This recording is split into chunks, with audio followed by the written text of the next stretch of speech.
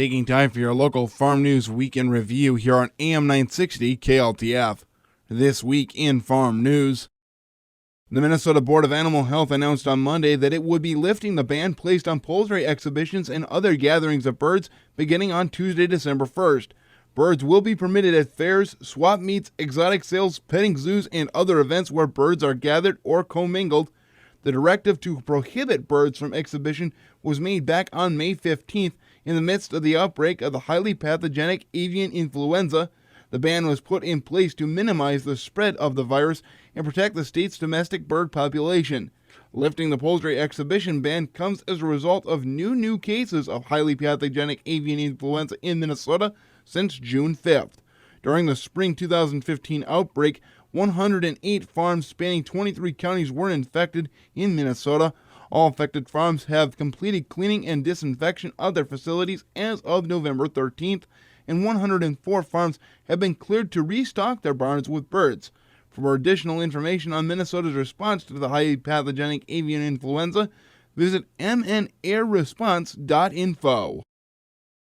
The Minnesota Department of Agriculture will be offering 4 cabin fever workshops for all farmers on January 7th in St. Cloud.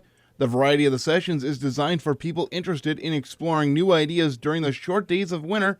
Registration is open at the Minnesota Department of Agriculture's website. Participants can choose from 4 workshops, and all the workshops will be held at the River's Edge Convention Center in downtown St. Cloud. Session details and a registration link are at the Minnesota Department of Agriculture's website. Full-day courses run from 9 a.m. to 4:30 p.m., and the cost is $50. If you're going for the half-day fruit workshop, that runs from 1:30 to 4:30 p.m. and costs $25. The Minnesota Department of Agriculture staff encourages you to register online or by calling 651-201-6012. Ask for Stephen because space is limited. Agriculture Secretary Tom Vilsack on Tuesday reminded farmers and ranchers that the next general enrollment period for the Conservation Reserve Program, also known as CRP, began on Tuesday and ends on February 26th. December 2015 also marks the 30th anniversary of the Conservation Reserve Program, which is a federally funded program that assists agricultural producers with the cost of restoring, enhancing, and protecting certain grasses, shrubs, and trees to improve water quality, prevent soil erosion, and reduce loss of wildlife habitat. As of September of this year, 24.2 million acres were enrolled in CRP. CRP is also protecting more than 170,000 stream miles with riparian forest and grass buffers, enough to go around the world 7 times. For more information on the Conservation Reserve Program, go to fsa.usda.gov.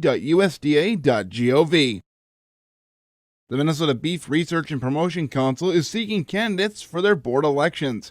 Candidates will be selected through mail ballot elections conducted by the Minnesota Department of Agriculture in March.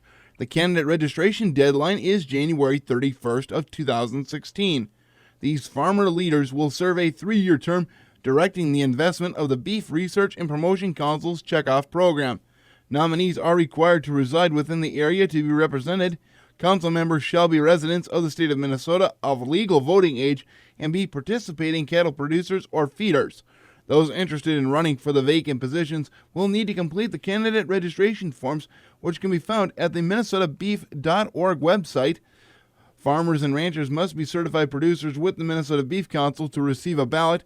To ensure that you are a certified producer, contact the Minnesota Beef Council by emailing info@mmbeef.org or by calling 763-479-1011. And that concludes this week's local farm news weekend review here on AM 960 KLTF. Farm news available anytime at fallsradio.com. Also at fallsradio.com, you can like us on Facebook. This is Farm Director Scott Colomb saying, thanks for listening.